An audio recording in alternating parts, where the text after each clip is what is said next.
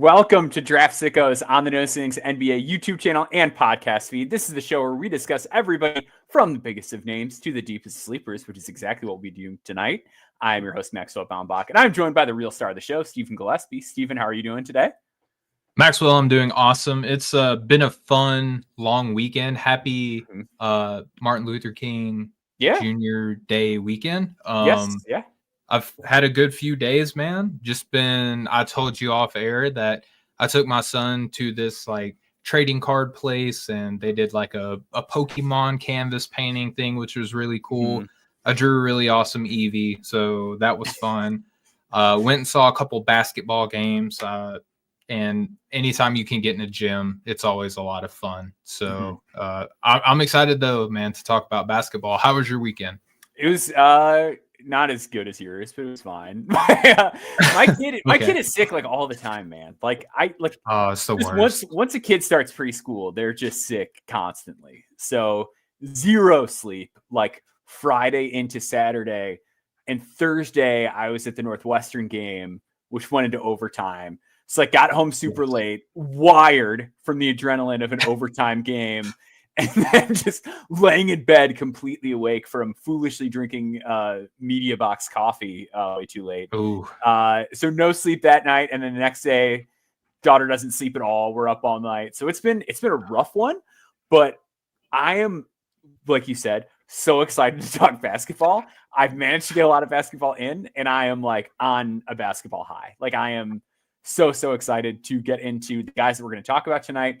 Debate some of them a little bit. I think there's going to be some like different takes on these guys that we have, but all like really just interesting and exciting players. Starting with Ace Bailey at Rutgers, who is the belle of the ball right now after being a guy that say what you want about Ace Bailey, whether you are pro Ace, anti Ace, whatever. There is no getting around the fact that it is very funny that he makes everybody really mad. Yes. That is like my favorite thing about Ace is that he makes people angry on the internet about basketball, but he has been stellar these past couple games. So against UCLA on the 13th, he had 20 points, 10 boards, 2 assists, only 1 turnover, 3 blocks and a steal. And then against Nebraska, hits the dunk to kind of seal the game, but also 24 points, 11 boards, 4 assists, only 3 turnovers, again, 3 blocks and a steal. Ace is kicking it into high gear. So coming into this week, we really didn't talk about Ace a ton on your comeback. Like he was like one of the few big names that we didn't talk about a lot. Before we get to where we are seeing Ace now, let's talk about what you were thinking about Ace coming into this week. And then we'll get into how this week maybe changed it a little bit. Yeah, so I had told you a little bit before that I wasn't so sure that I had Ace as like a top 3 guy. He's kind of frustrating, and like even still, he's a little bit of a frustrating guy, and it's really hard because you get the don't overthink it thing, which sometimes I think when people say that, they just really mean don't think it instead of like, let alone overthink it. It's like, well, I'd like to apply some like critical thinking skills to what I am watching and how it translates and things like that, but he's a frustrating watch, dude. He really is, because it's like, what I'm seeing right now? Did you really just score 24 points? Did you really grab 8 rebounds? Did you really block 4 shots? Did you really get 2 steals? You know, like it's hard because I almost feel like the stats round up some games. You know what I mean? Yeah. And when you watch him, he's kind of upright and stiff. He's not like a very flexible, high-volume scorer, but he is still a high-volume scorer. And he does have, like, straight up and down athleticism. He is, like, in a straight line speed, very bursty. But I do have questions about the mobility laterally on offense, which is weird because on defense, he turns into, like, a demon on the court. So it's like, when I watch him, it's just frustrating because I was telling you the other day, Max. I mean, look, last 5 games, almost 22 points per game, 9 rebounds, over 1.5 assists. So he's like starting to move the ball.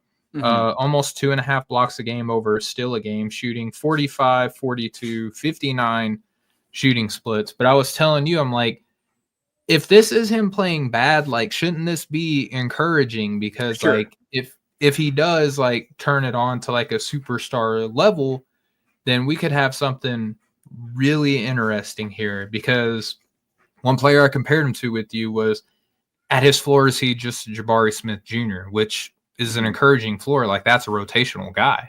Yeah. Like, even if you're like, oh, I wanted Jabari to turn into so much more, it's like, well, if you pare down the role, could it just be that? Like, because Jabari has not like been the best passer in the NBA, but he's making enough threes while being 6'10" and like playing defense. I think the defense with Jabari is always a lot more refined, but I think with Ace, like, there just is like a level of kind of shot making polish that Jabari never really had. Because like, yeah, Jabari was more of just like a I bomb long threes and I'm tall kind of guy, and I say that as somebody who loved Jabari.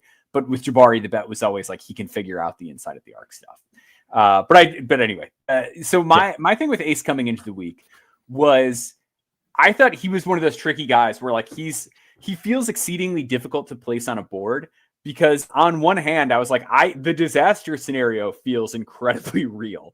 Like, yes. I thought, to your point, like the most frustrating part about watching Ace would there would be times where he wouldn't even like try to create an advantage. Like, he would catch the ball like just a little bit north of the elbow and a guy smothering him. And then he'd hold the ball for like 4 seconds and then just shoot over the guy. And it's like, what is this? Yeah. Like, these people would pick, oh, like he doesn't create clean advantages. Like, he doesn't get downhill enough. It's like, sometimes he doesn't even try to do that. Like, sometimes he just stands there and shucks something up. It's wild. I also, at the same time, think that if your NBA team is really bad, you need to avoid loser mentality at all costs, which is like, you can't just be like, you can't Liam McNeely your way out of the gutter.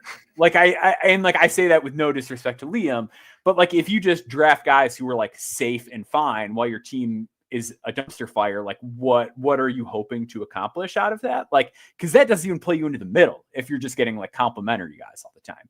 You need to aim higher. And I thought, like, with Ace, 100% was I leaning more like this is probably going to be bad than this is probably going to be good. I was, but I also kept him really high because I was like, if your team stinks, like you just gotta try stuff. Like, you can't just sit back and let the NBA punch you in the mouth while you role player, like you accrue role player. I don't know. Like, I just was not really buying it. Especially with like how hard it is for young players to contribute now. Like, even the idea of like, well, if you do draft role players, then you can consolidate and trade them and this and that. It's like, it takes a while for a young player to even accrue like role player value. Like, I was listening to Hollinger and Duncan the other day talk about like, would Tumani Kamara get a first round pick? And Tumani Kamara is like one of the more stable, like, young role players in the league. Granted, he's like already 24 or whatever, but still, like, it's hard. Like, the idea of like, well, you can just draft role players to win is sketchy at best. So that's where I was with Ace going into the week. I will say I kind of agree with you. Like, I think he's still kind of a frustrating watch, even as good as this week was. Like, there were still plays where he took some wild shots that were really frustrating. He threw some passes that were super inaccurate.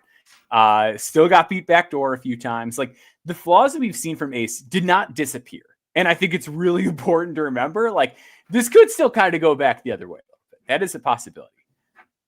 Conversely, I think it is worth getting excited about that we saw so much more polish and consistent effort in meaningful ways from Ace this last week. It was the most readily I've seen him move the ball, like so much less ball stopping.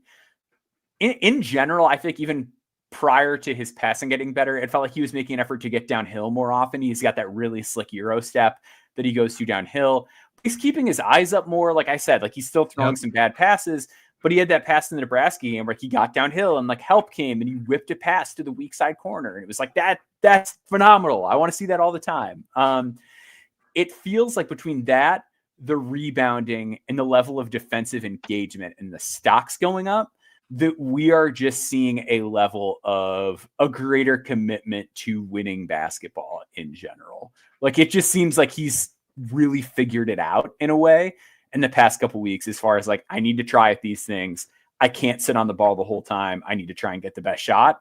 And it's paying dividends, like both for him and for his team, like beating UCLA, beating Nebraska. Like, it's going to be tough to make the tournament just because of how they started the year, but in conference play, his offensive rebound rate is almost up to 9. His defensive rebounding rate's almost up to 25. Assist percentage is up to 9, which isn't great when you've got a 31 usage rate, but it's way better than like the 3.1 or whatever it was a couple months back. And in general now, like he's performing well against good teams, which you always like to see. Eight games against top 50 quality opponents per Bart Torvik, BPM just under 9 in those games. So like the production well-roundedness is getting there, and I'm thrilled to see it. I couldn't be happier. What do you think of his handle? Because I think that is whatever he can develop on the ball. And this could be kind of a frustrating conversation as well, because we got sick of the isolation stuff. And I say we as like the basketball community at large. I think that is one where it's fair to just generalize that. Yeah. I think that the ISO ball stuff was like, why are you doing this? Getting the flow of the offense. Now he's like doing a great job of getting his shots and stuff in the flow of the offense. But now I find myself like, well, I wonder if he could kind of like set himself up a little bit more, and that's what I think NBA teams are probably going to want to see the most, because like we get he's big, we get he can defend, we get that he can shoot. At the end of the day, though, in a really good draft, at least at the top, you want your third overall pick to still possess some sort of superstar level potential. Like, you still want that to get there. And that is what I think NBA teams are probably going to be the most hesitant on, is how can he create for himself? And again, I go back to the Jabari Smith thing, because I was a big Jabari Smith guy. Like I had him number 1 on my board, right? Shame on me. But now kind of learning my lesson, I'm applying that to Ace here. And I'm just like, that would be the separator for me. Like right now I have him 3rd on my board, and nobody else around him is necessarily doing themselves any favor to like really knock him off that spot right now. I could just see him like run away with it if we could see more on the ball juice. Yeah, I think where I'm, so Jabari, that was like the first year I was like really into this, was the Jabari year. And I bit hard on Jabari similarly. Yeah. And I think the lesson that I learned from that is it's so much harder to like scale up in role than scale down, which like sounds so obvious in hindsight, but I was new to this. I didn't know this. I think the hope with Ace is that Jabari's issues with self-creation were like, there were multiple things, right? So it was a lack of straight line burst when chased off the line. It was a lack of being able to win with power inside. It was a lack of shiftiness. It was a really remedial handle. Like there was like all these issues with it, right? I think with Ace, there's still some of like the power issues, right? Where like inside, I think a big part of the reason he doesn't get to the rim all that much is like, it's twofold. A, he's contact averse, which is like why his free throw rate isn't good. But B, he also just like is forced to pick up his dribble really easily when guys bump into him in the mid range. And that's a big part of why he doesn't get to the rim as much. I do think he has like a big shiftiness edge over Jabari. Okay. Where it's like he has that sort of like slick downhill footwork that he can get into at times, that it's like there at least is an avenue, knowing what I know now, until like me being able to sell myself. I'm like, okay, I can see where you would be able to create for yourself. And then I also just think that the fact that like, I hate to pull this one out, but it's like, well, he is 6'10", and like he can't just kind of shoot over guys. I do think that goes a long way, but I do think he has a lot more footwork to create for himself. But the strength issue is like where it gets a little dicier. Okay. Yeah, I mean, I see those things, right? And again, he's 3 on my board. He wasn't there a couple of weeks ago. He's played his way in there. Like it's just it's becoming undeniable how talented he is, right? And not that I didn't want him to be there necessarily, but I just think where I airdropped into the season, like he was on a kind of a weird, like spotty performances here or there. Yeah. And there were some other prospects who were like consistently playing well. And now he's just been on this heater. Like I said, these numbers are ridiculous that we're looking at. He could be a frustrating guy. And I feel like that is kind of an underlying theme to some of the other prospects within this class too, where we came in with high hopes. We were talking about this the other day. Like, This might be the closest that like prospects 4 through 35 have ever been on my draft board. You know? Yeah. In the No Ceilings Plus part of my column tomorrow, I think some people are going to see their jaws are going to hit the floor when they see where I have Miles Bird ranked. And I'm like, oh, I love Miles Bird where I have him ranked. Like that, but like that's the class that this is, where it's like at a certain point, like some of these guys, the floors just get so gnarly that it's like, well, would I rather bet on like hoping that a bunch of these guys hit really great developmental outcomes, or do I want a guy like Miles Bird where it's like, I know this guy can make threes. He's going to take a ton of them. He can move the ball, and he's going to make a ton of stuff happen on defense. Like at a certain point, like I think I'd rather just have that guy because I know that plays anywhere. And like, I don't have to bake on a bunch of stuff going right. The last thing I want to throw at you on Ace, because this is something that I'm struggling with too. If you are, let's say like in a vacuum, I'm like, you are an NBA franchise and you're going to have Ace Bailey. Would you rather be a franchise like Utah, where it's like the long-term number one guy option is wide open and like the just like creation in general is pretty rough and we don't know like what's what? Or would you rather be a team like Detroit, which like Detroit's probably, they're playing too well to like get this type of pick at this point. But I guess like the point remains the same. Would you rather be a team like Detroit where it's like, we have Cade Cunningham, who's number one option. And then the idea is basically like we can slot him into the role that like Tobias Harris plays in the long term. And if he over exceeds that expectation, then great. But we're going to keep it a little more simple for him. Would you rather like put your eggs in the Ace basket and let him play through some of the frustrating stuff? Or do you rather kind of start a little bit smaller and have him like expand it out, fix the mistakes?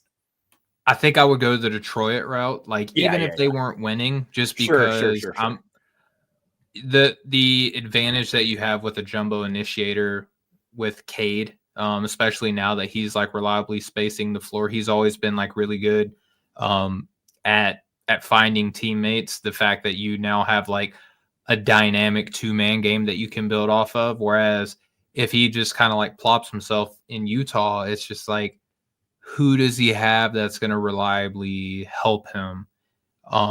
Because if their number one spot is open for everybody, then everyone's going to go for it. But if there's like that pecking order already put in place for a guy like Ace, I would be more in favor for something like that.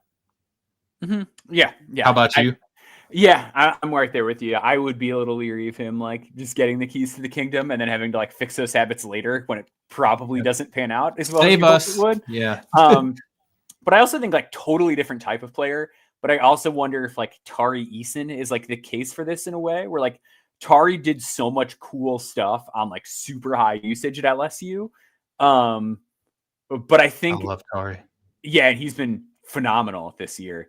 When he's not been hurt, yeah. But I think like that's worked well for him, and that like he had to come into a situation where it's like, hey, look, Tari, we've got a bunch of guys here. We need you to do like the cool chaos stuff, but we need you to also figure out how to do it like while cutting down on some of the turnovers a little bit and like just being a little more decisive and stuff with the ball and whatever. And I feel like that's worked out wonderfully for him. Like just being able and to Ace really comes in as a better shooter too. Yeah. Yes. Yeah. He does come in as a better shooter. He's so much like the strength is like another thing that has to go back to, right? Tari like could run through a brick wall if you asked him to. But I think the idea of like, here's a guy, there is production, it's a little bit funky, and we need to figure out how to make it work. Like, I think that's kind of the idea, is like plop him into a situation where there's other talented guys around him and he could just start with the stuff that he's really good at. And then the other stuff gets to sort of flourish as he gets more and more comfortable. We're going to take a quick break. On the other side, we're going to be back. We're going to talk about Tahaad Pettiford and Noah Penda. So stick with us. Two very interesting, very different types of players, but two interesting ones nevertheless. So stay with us.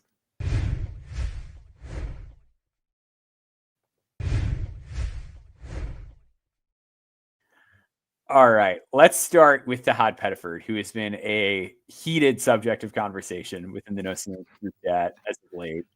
Pettiford was the guy that you wanted to bring up. Yeah. I'm going to be like pretty frank from the outset. Like, You hate him. Yes. No. I am interested in Tahaad Pettiford is a guy who like spends a lot of time in college first. My excitement level about Tahaad Pettiford is, I would say, quite low relative to where other people in our group are.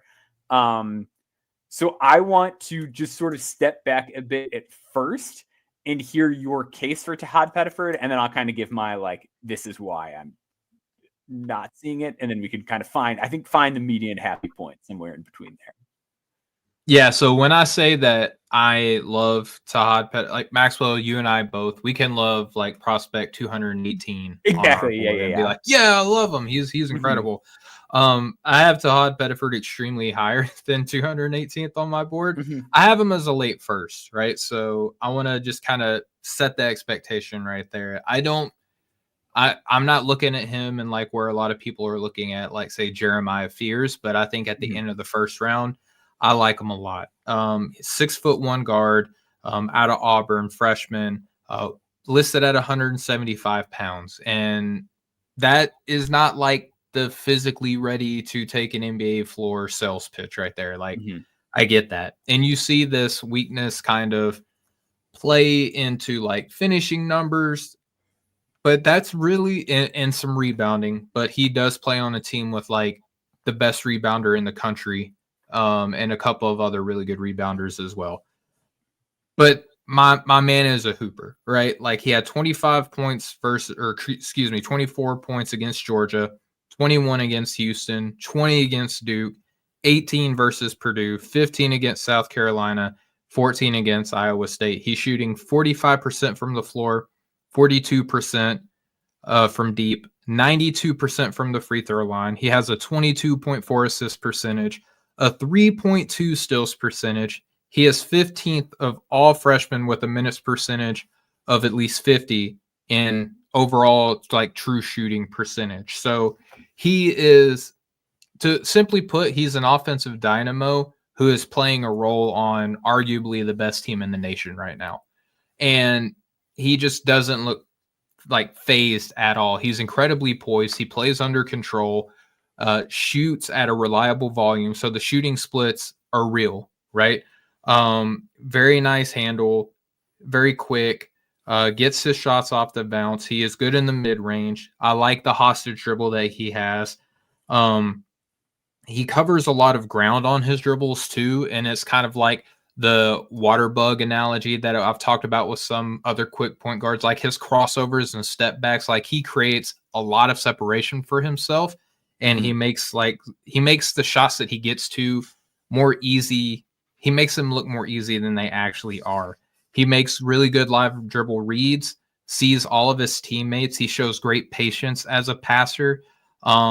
I think that the playmaking is actually going to increase once the game kind of continues to slow down for him. Makes passes when he is on the inside. So like, even though the finishing numbers aren't ideal right now because of his strength, which I'm inclined to believe those will improve as he gets stronger, he doesn't mind getting into the paint. And he actually, when he's in the trees, he finds pretty good passing lanes.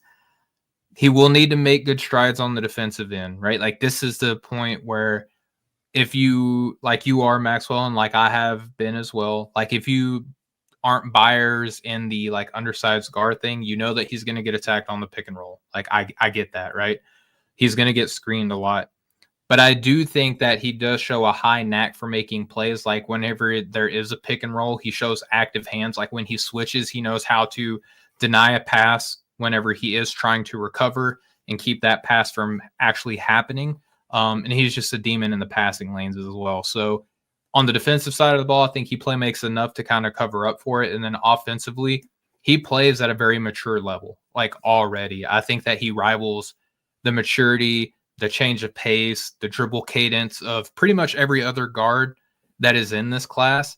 I just don't understand what all these other guards who have like crimson red areas of concern as well, like say Boogie Flan, LeBaron Philon, Jeremiah Fears, like all these guards have glaring concerns. But I know Corey's a big believer in him as well, but we both feel like, what are all these other guards doing like so well that like Tahaad Pettiford can't get in the conversation of being like a mid to late first round pick. Yeah. Mine would be that I actually don't have a lot of those other guys there.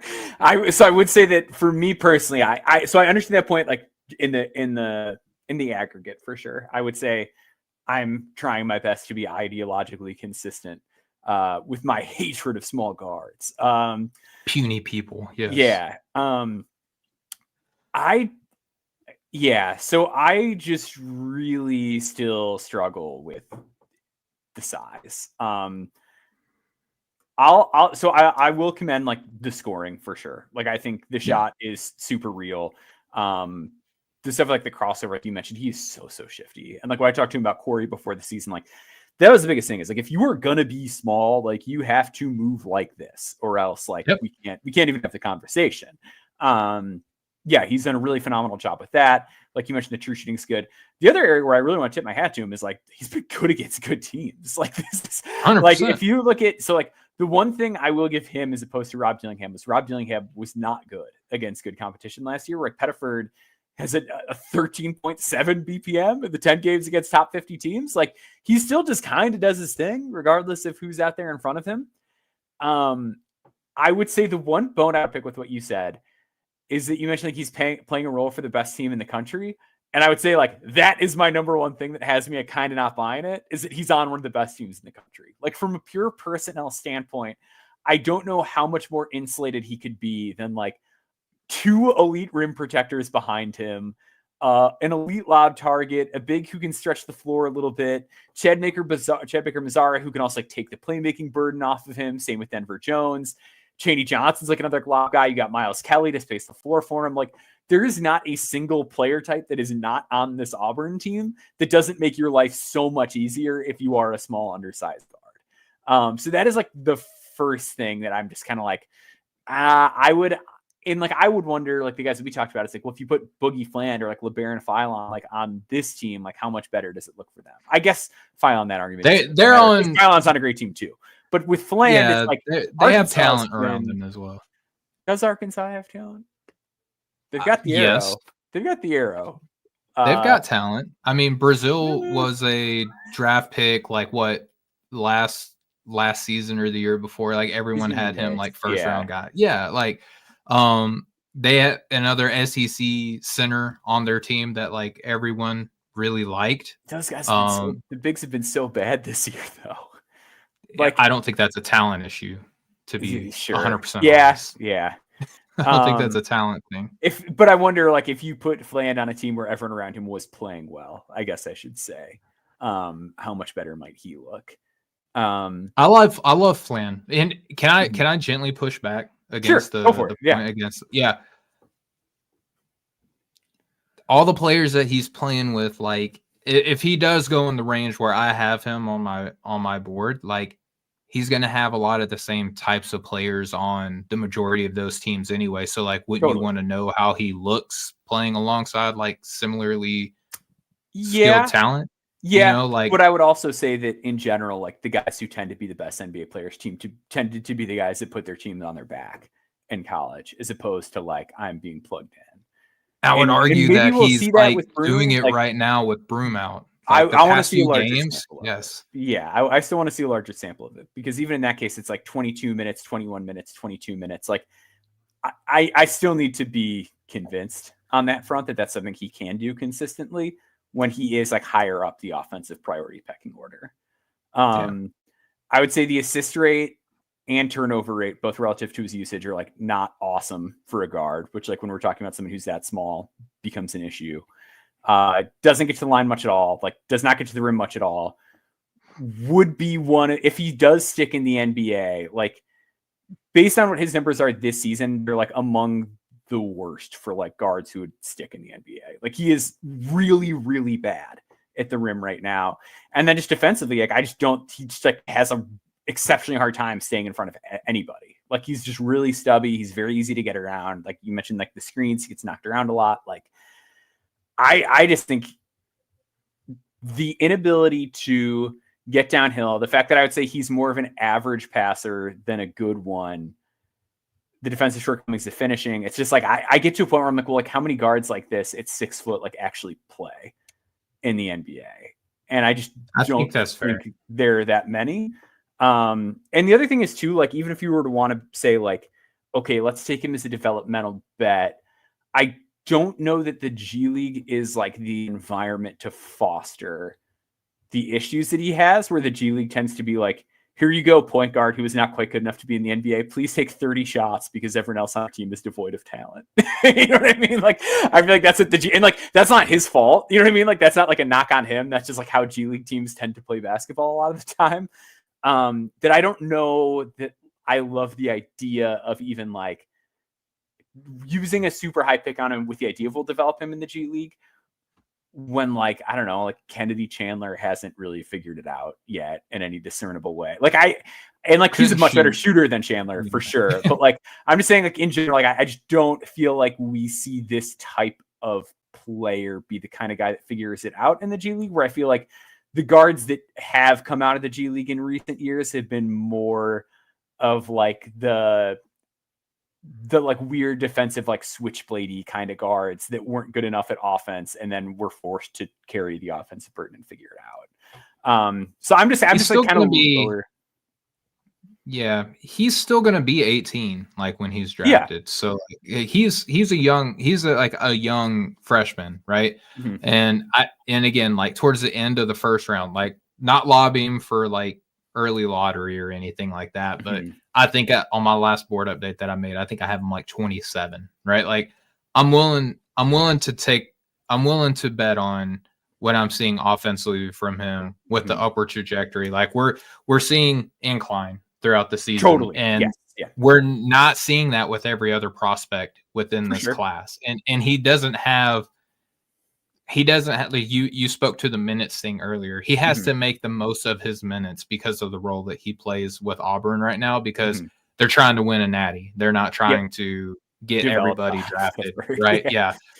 He's upward trajectory, increasing role as the season goes on, becoming more and more important. And now with Broom out, like Broom has already missed 3 games? 2-3 games?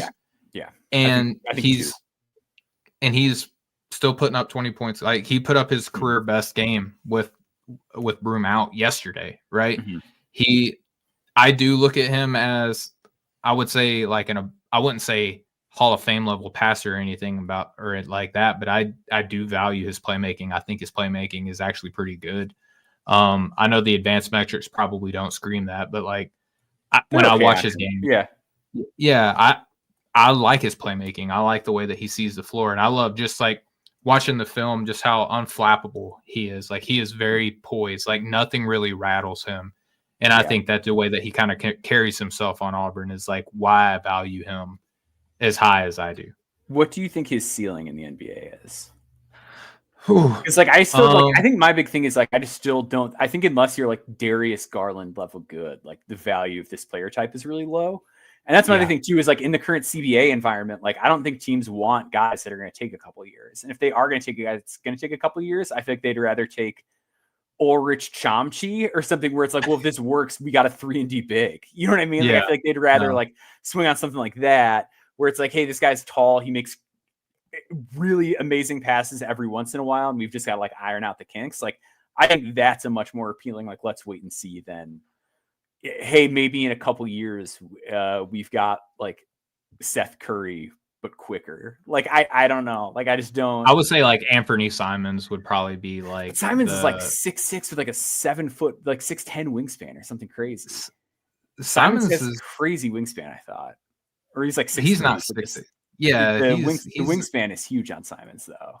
Yeah, but I'm just saying like role wise, like I think that he could be like that type of a role, or like a Cole Anthony, like something along those lines, I would say. Yeah. And that's not like a sexy player, right? Like, but I'm talking like a late, like mid to late first. Yeah, I think my thing with that is ultimately just like, if I don't think a player is sexy, I don't know that I want to risk a first round pick on them when the floor is so dangerous. I think is ultimately where I end up, because I think the floor is like hideous. Like, I think there's like a real chance that this guy just like is not an NBA player at all. Yeah, I would say. I mean, there is a chance, right? I mean, that's like what you play as an evaluator, right? Like the majority of these guys don't have a chance to stick in the NBA, right? Especially like when you get to the back half of the first round. But I don't know. I like his scoring ability. I like his playmaking. I like his just overall, just like the intangible things that you just like see when he's playing on the court. I think that he's a valuable guard in the NBA. Yeah. And I mean, time's going to tell. Who knows? And like, my guess would be like, I think he's going to get so much money to go back to school, especially at Auburn, that like, I would be surprised if he comes out, because I think the NBA is going to sag based on the size. And I'd imagine that Auburn wants to keep contending for national titles. And I think the way to do that is like have a really good point guard. and you're definitely not recruiting one over him in the portal based on what he has shown this year. So I would imagine he's probably looking at a gigantic paycheck to go back there. I think this class is going to be so interesting with the return policy. You know what I mean? Like I said, and I think that there's a lot of people that are evaluators this year that look at this class and say, like it may not be 4 through 35, like specifically for everybody, but there's like a glut of player in this class that could go anywhere on the board. And I'm curious to see how that impacts like who stays and who goes. Especially with freshman prospect. Yes. Yeah. Man, some of these guys, I'm just like, I have no idea what you're going to do. And I kind of just hope you go back to school so that my job is easier, but I don't know. I don't know. I could also see a team being like, we'll take him 20. Like there's like 10 guys that are like that.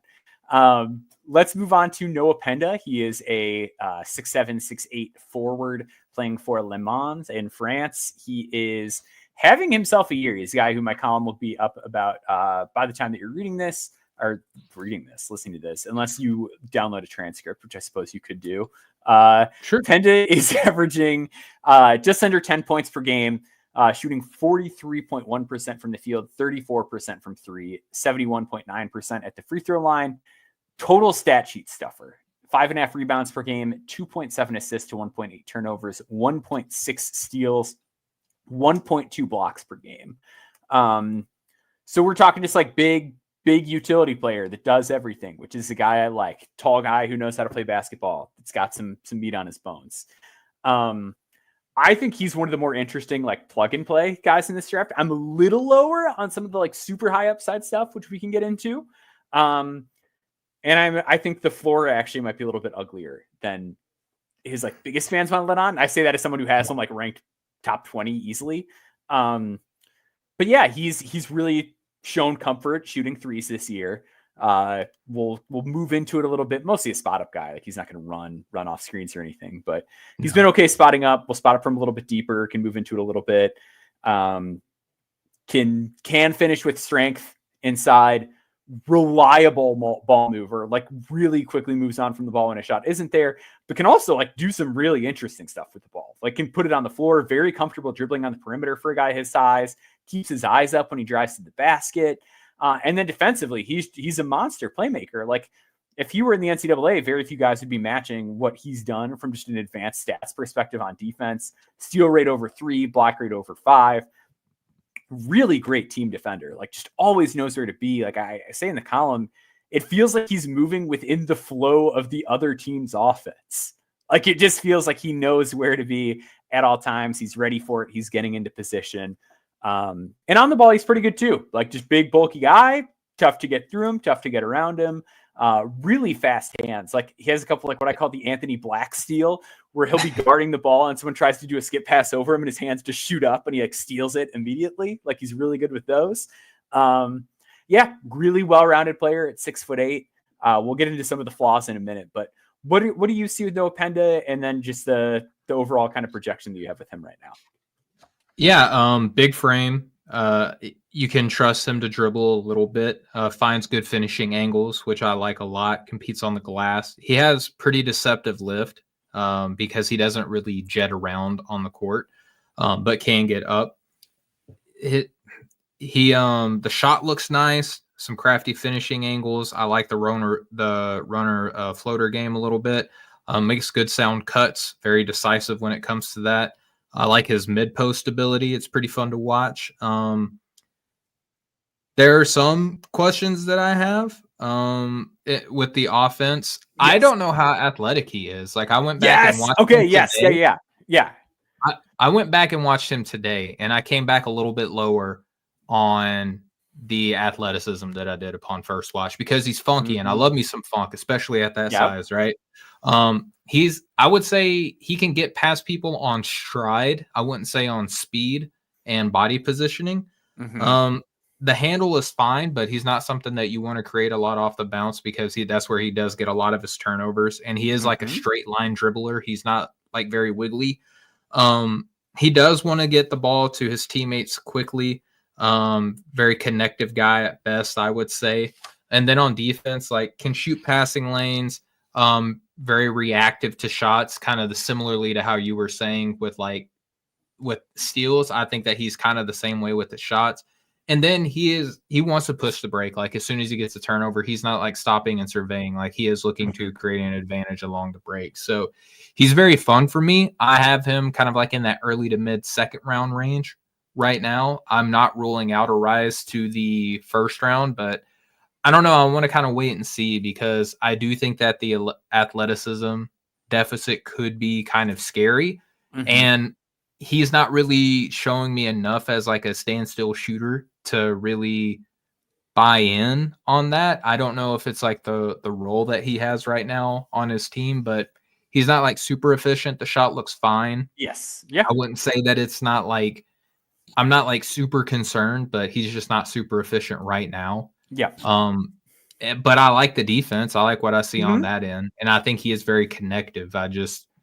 If he's not a reliable shooter in the NBA and he's at an athletic deficit, then like you mentioned earlier, that's where the floor can get kind of scary. We're seeing the same thing. Yeah. Okay, those are the exact two major concerns I had. And the shot thing is really scary. So he started the year shooting really well from three. And the shot has fallen off as of late, which if you're like, oh, guys, like have their ups and downs or whatever, I agree. I understand. There's a chance that he's a 20-year-old who is just kind of going through a slump. There is also the harsh reality that last year he was a 27% three-point shooter. Yeah. So it's also like, was the real outlier the fact that he was shooting like 39% to start the year?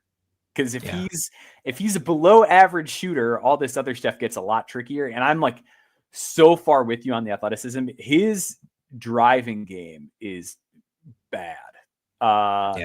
Like when he's driving to pass, it's okay. Or if he gets like a 100% clear lane to the basket, it's fine. He has both a slow first step and he takes choppy strides. So it just feels like there are plays where it takes him an eternity to get to the rim in the half court. And that is like his finishing numbers are actually kind of bad. And like I mentioned earlier, he can finish through contact at the rim. Like he is a strong guy. He gets all these putbacks, he gets these cuts, and like there are times where he gets up off one foot pretty well. But when it's him having to create that shot for himself, it just takes a really long time. That's why he's at 51.2% at the rim, which like if he was a guard, I would be like, hey, he's only 51.2% at the rim. And when you're a 6'8" forward, that's a much bigger issue. Really because of that stride length issue, he settles from like really far takeoff points too. So it's like, oh man, like I took 3 dribbles somehow and I'm now like still 2 steps away from the basket and the help rotated over. I'm just going to like kind of jump into the sky and throw it up. It's like something that you see way too often on the drives. So between the concept of it's push and pull for me, where on one hand, it's like the shot might not be real. He is a very poor north-south athlete. And the other thing you mentioned too was the lack of wiggle, which is like the other really big problem with that downhill driving game is like when people get in his way, there is no like, I'm going to hit my spin move. I'm going to hit my Euro step. I'm going to pick it up. I'm going to do a step back dribble and then I'm going to go. Like there's no change of pace. There's no hesitation. Like for a guy who is so crafty as a passer, there is not really any craft when it comes to downhill driving, which is weird because on the perimeter, he can like string it between his legs and do all this stuff. But once he's going downhill, I'm going at one speed, which is slow. and I will try to finish, and it might not work. So why is he top 20 for you then? Yeah, so it's the push pull of like, on one hand, like if the shot isn't real, I'm like, if the shot gets below a certain percentage, I'm just gonna have to be like, sorry, I'm out. Sure. Like that's a very distinct possibility that this is a guy that drops pretty hard for me. Okay. And not a great, like the free throw indicator is like also not great. Like 72% this year, but like historically a sub 70% free throw shooter. There's lack of athleticism. Like if those two things aren't there, like that could just keep him out of the league entirely. Sure. I think the inverse argument is that he is so good at playing off the ball that if he is a good shooter, like he can just be a guy that's on teams for a really long time because he has really good size. He's really strong. He's exceptionally smart, very good defender, very creative passer who can take on a little bit more as a passer when need be.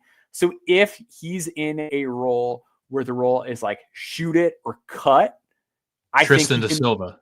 Yes, if he's in the Tristan da Silva role, the Toumani Camara role, like one of those roles where it's like you don't have to do a ton of creation and the passing decisions that you make are primarily going to be from a standstill on the perimeter, I think there's a way for him to really click. That is like sort of tangential on the shot going in. And like I mentioned, Toumani Camara and Tristan da Silva, and like those are the two roles. And it's like da Silva's a way better shooter than him, and Kamara's a way better athlete than him. So like there's a lot of give and take, and there's a lot of ways that the floor can fall out on it. But I think if the shot is good enough, he can just be a guy that's around forever because of the value of that skill set and how well it travels. I see some 3-and-D potential, right? And that's why I kind of have him in that like mid to upper. There are people who are like in love with him. Yeah, like people in lottery that like, and I think if you buy the shot, it makes sense. I'm just not there. You kind of have to, right? Like, yeah, there's not very many like redeemable lottery level skills that he has if the shot is not automatic, right? And that's kind of like I was looking at what you were looking at with the shooting history. I was looking at the athleticism, and I don't know. Like I need to see more, right? And it was kind of alarming to me when I haven't touched my ranking with him on my board. So like where I had him is where I have him for right now. I was just alarming. It was alarming to me when I was like less emphatic about him when I went back and watched him again, like getting ready for the show. I was like, ooh, that's this isn't good, but we'll give it a little bit more time. Yeah. Like doing this eval felt like going back to the old like days of watching Draft Express strength and weaknesses videos where it's like, this guy's going to be a Hall of Famer. And then you get to the weaknesses and you're like, oh, maybe not. Like maybe this guy can make some good money overseas. Like that's kind of what this felt like at times. But I think holistically, he is. I think holistically, I'm just infatuated with the player type enough that this is the kind of guy where I'm willing to swing and take the bet and lose a little bit more than other player types. But I mean, like, as I said, like there is the very important caveat of like, if the shot really trails off, like I could have him way lower on my board come June than I do now. And he's going to play a bunch of games. Like he's going to play a bunch of pro games, just how France works. Like meaningful games as well. Yes. Yep. Yeah. So we're going to take one last break and then we're going to get to some sleepers. So stick with us.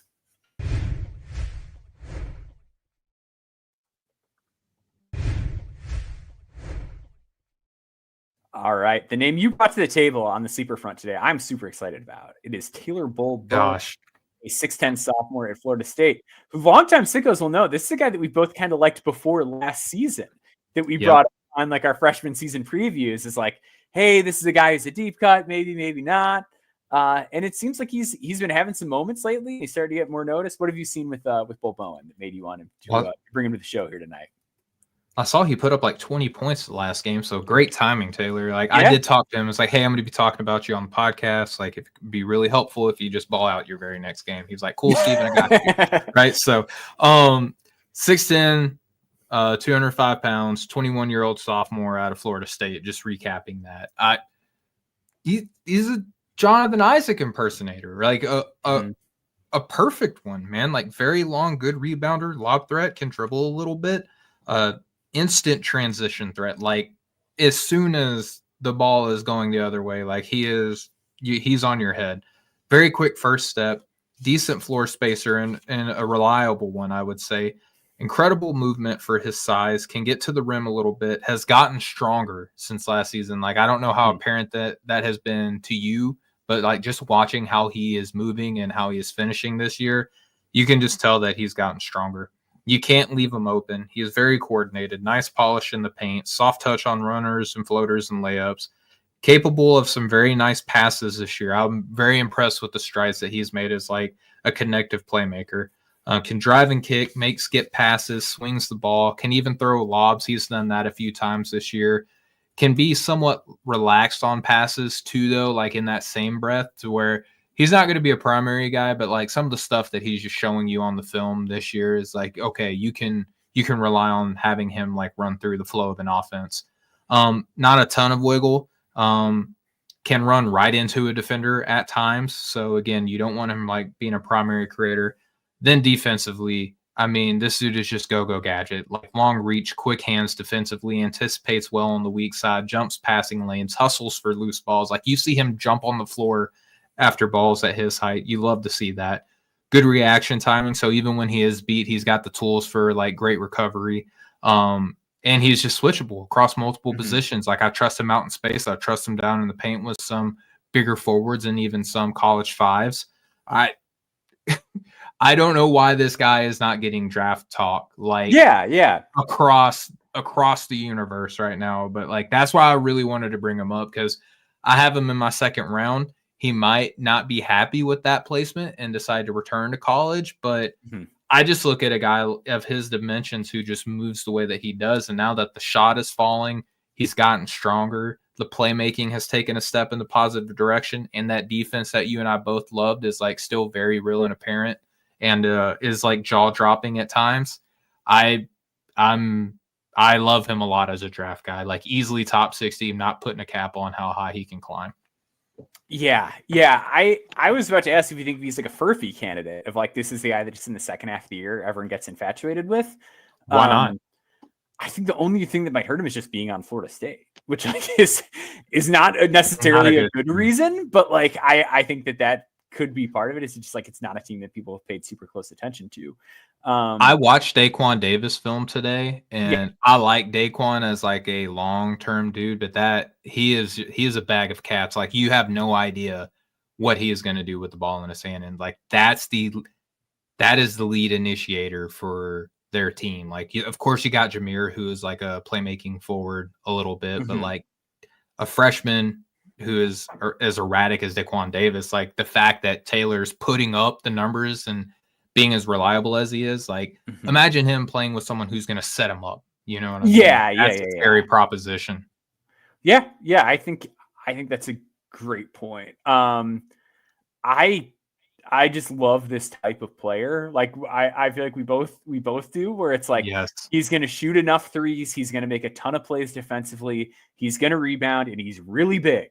Like you just tough to deal with. I thought the point about his length and like the hustling is the other like big separator, where it's like, there's a lot of guys that are like really good tools, and you look at him and it's like, oh, he looks like an NBA guy, but that doesn't always mean anything if there's not a level of mental processing and just go behind it to make that actually something that leads to functional production on a basketball court. Like he really gets after the ball. Like we use his length in those passing lanes, and like on the ball, just so tough to shake. Like you're putting up the strength I love. Like I didn't have a ton of notes on his body from a year ago, but I did note that like from a physical standpoint, you can't really push him back or push off of him or separate from him very easily. And it's not just a matter of like, oh, well, a guy did a step back and he had room, but the contest was still good because his arms are long. Like he's able to really hang on to guys physically. And then I thought where that showed up on offense was his screening. Like sets better screens than a lot of guys his age like to, especially the guys that are like this stretchy-ish bigs. Like they just kind of see screening as something that their coach makes them do and not something that they do with any real intent. He's not one of those guys. Has like a little more skill polish than I remembered from last year. Like you mentioned, like, better passes, like looking a little bit more comfortable attacking the basket. Like those things are starting to come along. So now that like the shot's going in, which to be fair, last year he shot a bad percentage from three, But I always thought, like, even dating back to high school, the shot always looked good with him, and he always took it really comfortably, which is why we brought him up last year, was like almost in sort of a Taylor Hendricks-y sort of concept. Yeah. But now it looks more kind of Isaac-y, like you mentioned, where he's got, you know, a block rate that's like near 8 and like a steal percentage it's barely under 3. Big time defensive playmaker, big time rebounder. And in conference play, the assist to turnover numbers have been positive through 7 games. If you buy the shot, like, and we're talking about a lot of guys, like we're talking Carter Bryant, we're talking Keenan Catchings, like all these kind of forwards. I know Taylor Bowen's a little bit older than them, but at the same time, it's like if we're talking about sort of an upside, valuable skill set play, I think he's a guy that we probably need to start at least considering in that same discussion. Yeah, and those guys are garnering like late first, like early to mid second round. Yeah. And like Maxwell, please, like I'm not just saying this because we both hype up this type of player. Like, what is the concern? So this is like the same thing I like, the inverse of what I said with Pettiford. I think the concern is if he's not like a good enough offensive decision maker and the shot isn't good enough. But I think like the opposite is true about what you can work on in the G League, which the G League is largely just like, hey, catch the ball when the guard who shoots 800 shots a game passes you the ball, then just shoot a 3. So like he is the kind of guy that I think could get better in the G League. I don't know how much better like the ball skill and processing stuff is going to be, but I also don't think that stuff needs to reach a super high threshold when we're talking about a guy that's 6'10", rebounds, makes a ton of plays, and then you figure out the jumper. Like I had not thought about Bowen a ton this year, and like Jameer Watkins is a player where like, I feel like I just know him like the back of my hand. So I haven't watched a ton of Florida State relative to other teams this year. But when you brought him up for the podcast, I dove into the film and like I have my like big board process this year. I am keeping a list of like what I call real prospects, where it's like these are guys like you could actually think about drafting or whatever. And I have like a note that I keep in my phone that's just add to board, like guys that you need to add to the board. And like it was not long before I went to that add to the board note and put his name on it because I'd been sleeping on him. And I think people that are need to have someone like Steven in their life to tell them to go watch some Taylor Bowen because I think the overall value of this is so high that if you're convinced that you can get the shot there, which is something he can rep out in the G League, like this is a guy that's totally worth investing in to me. And that's where I am. Like you know, Maxwell, you know me. Like I do try to pace myself. Like when I like a guy, I'm not just like no one's talking about him. I just want to throw him up ridiculously high so we can talk about him. Like I want to be as unbiased about this stuff as I possibly can. I'm genuinely like, what is the weakness? Like the defense, I think is true. Like if you were looking for truths in prospects, like the size is true. Like you can't fake the size that he has. The defense is true. Like the instincts are just too real and natural and innate. The growth as a playmaking and the growth as a shooter like are trending to like true answers now. So for a player of his size and his type, like you're looking at like Jaden McDaniels, Jonathan Isaac level.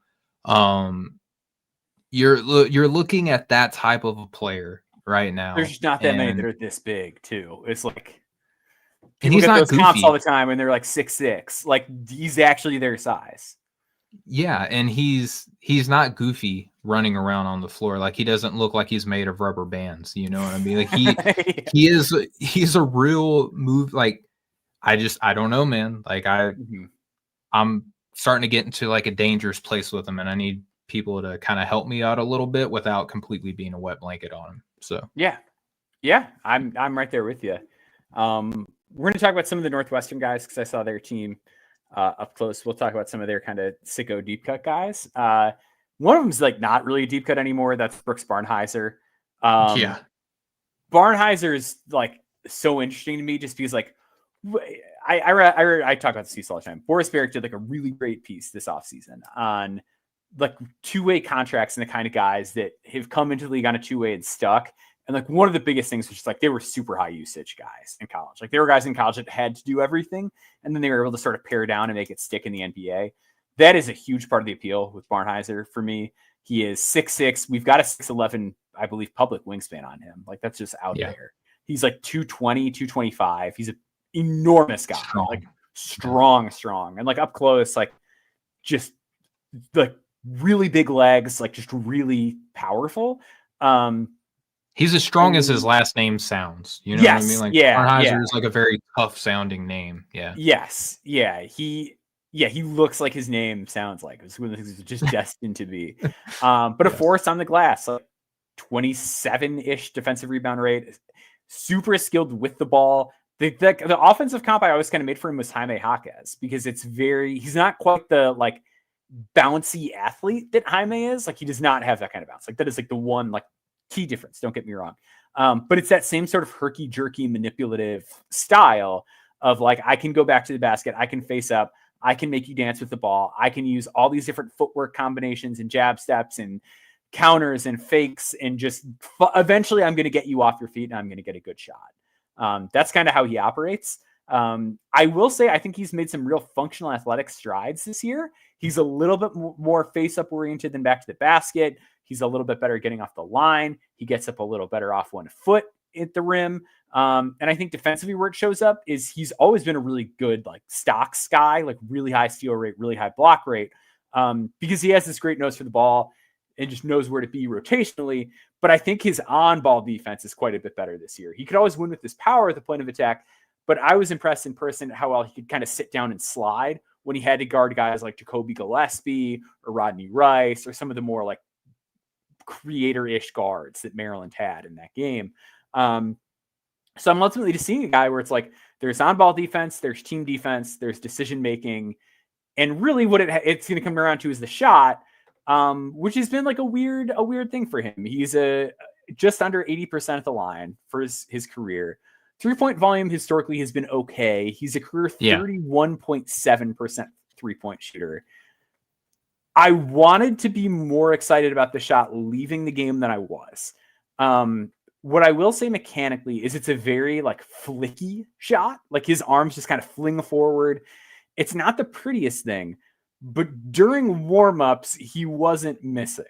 So it's like, all right, that's something.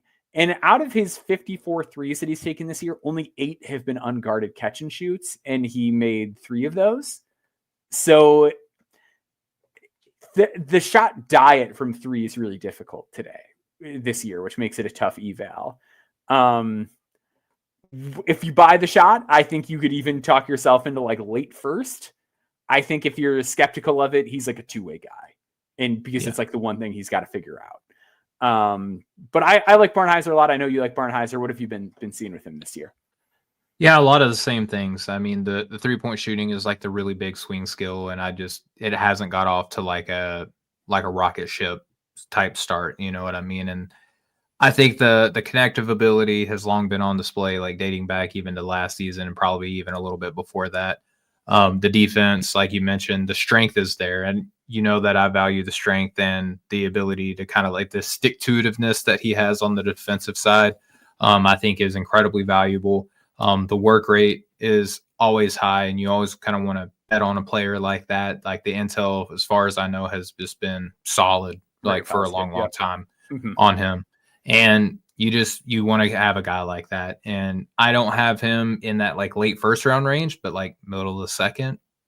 Why not? Like, especially a team with like multiple picks, like definitely get you a Brooke Barnhizer in there, because if anything, you know, he's going to push everybody around him to get better. Right. Yep.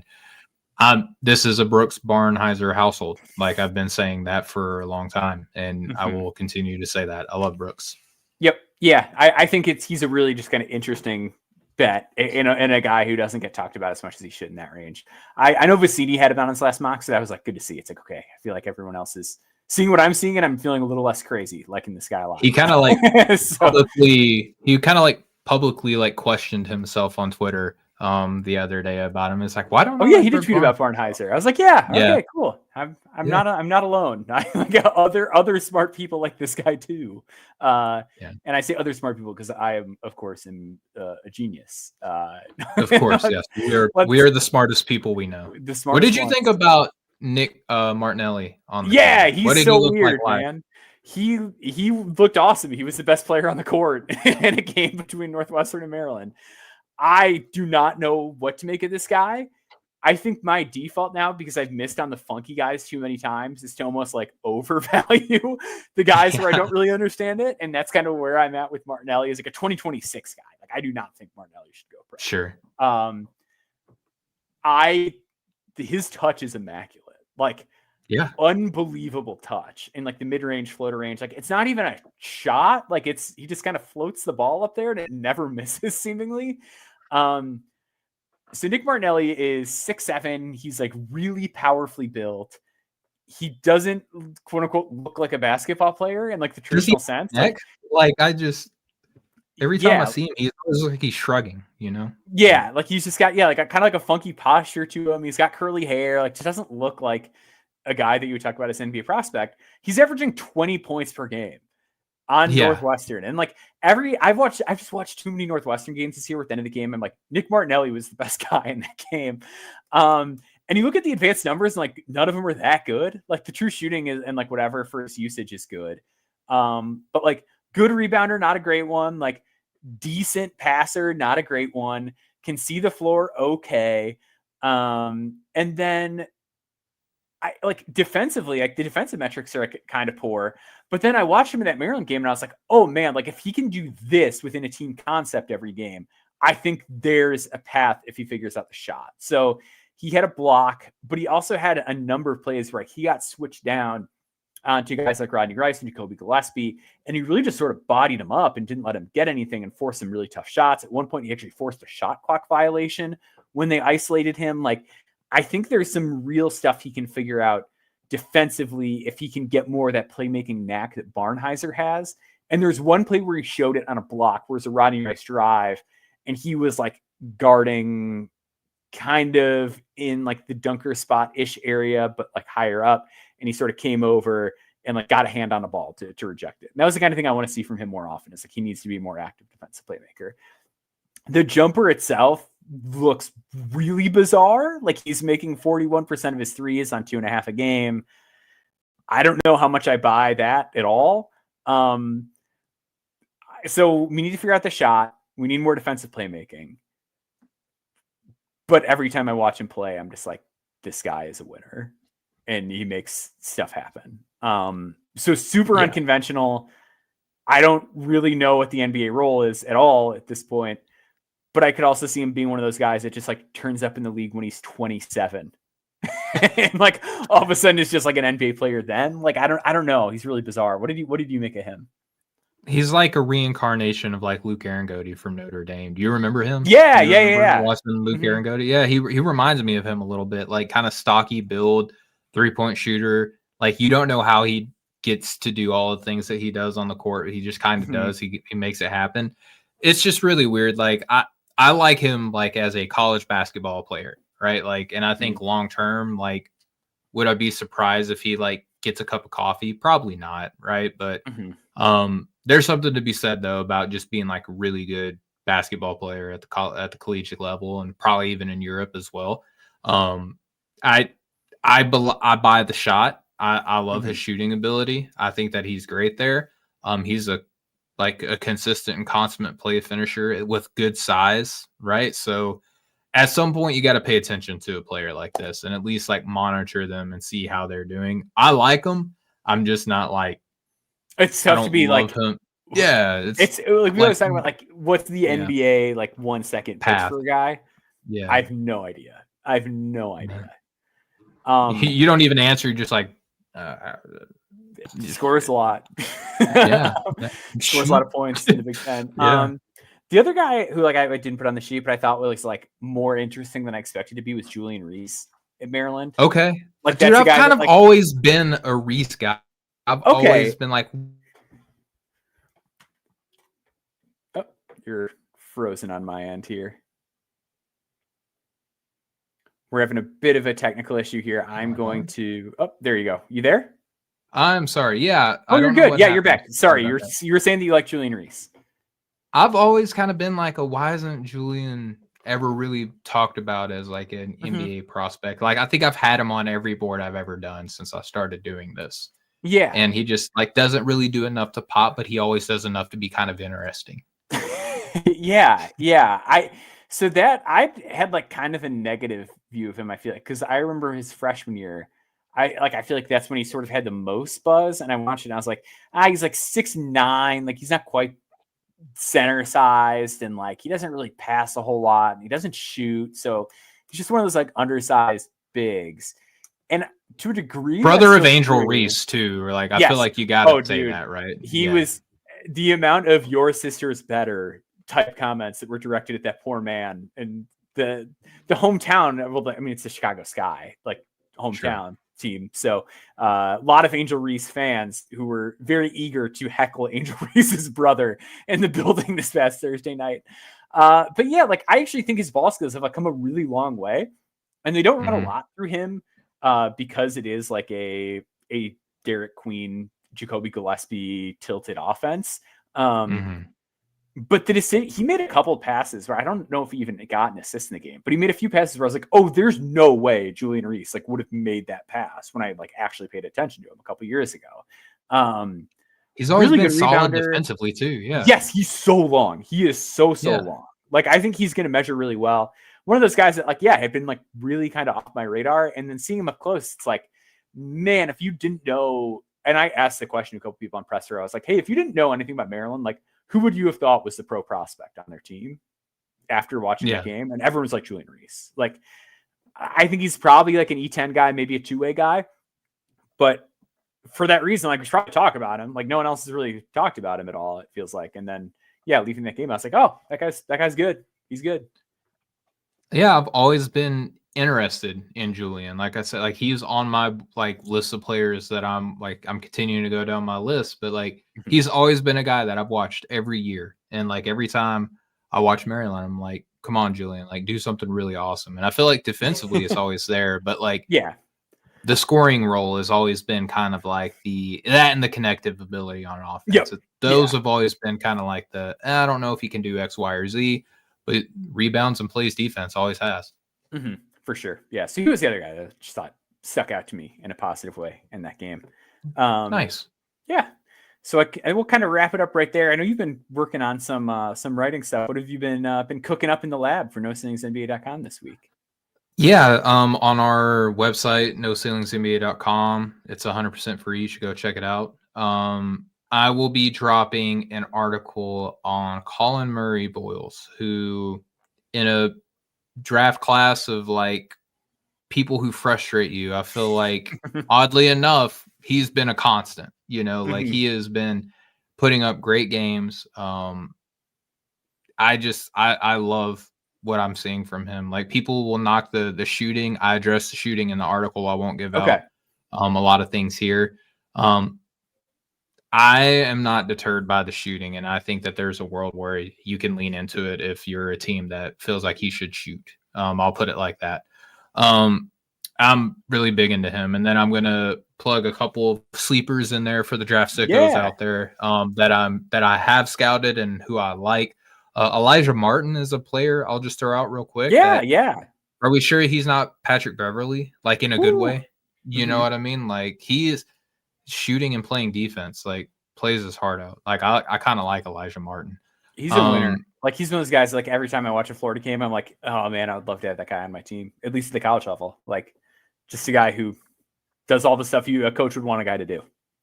Exactly, and I think that there are going to be some coaches that really like him. I hope we get to see him in Portsmouth. But yeah, he's a name in there. And then I dropped some scouting notes. Like real quick, I went down to North Florida and watched Josh Harris and our boy Josiah Miles play down there. Josiah had a heck of a game. I'm going to put some notes in there about both of them.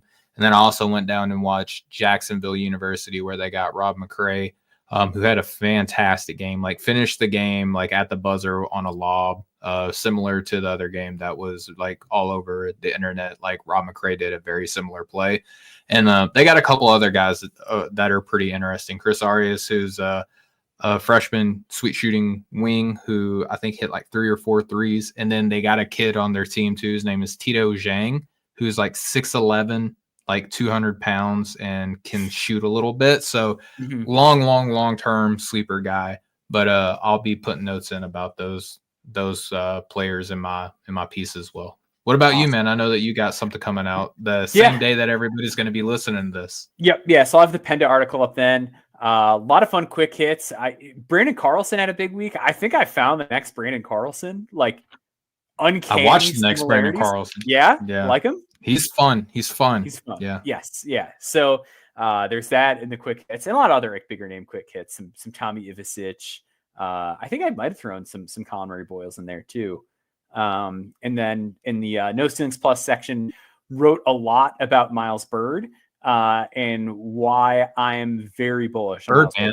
So yes, I did my Miles Bird like column a while back, and this is sort of like an addendum to it. It's like why I'm ranking him really high, which is like higher than I had him when the article came out, and like why there's a real upside case for him. So make sure you check that out. And subscribe to No Ceilings Plus to read the Miles Bird section. So yes. I think that does it. Where can people find you on the social medias?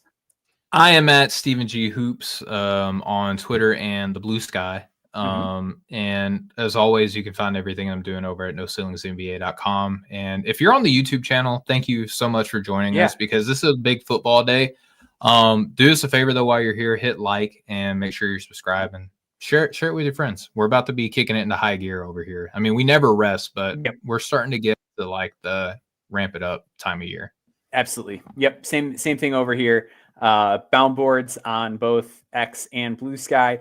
I tipped off that I was going to write about Noah Penda first on Blue Sky this week. I think I might make that a normal thing to get people to follow me over there. So you'll find out what I'm doing next over Blue Sky. So that'll do it. Yeah, like Steven said, like, subscribe.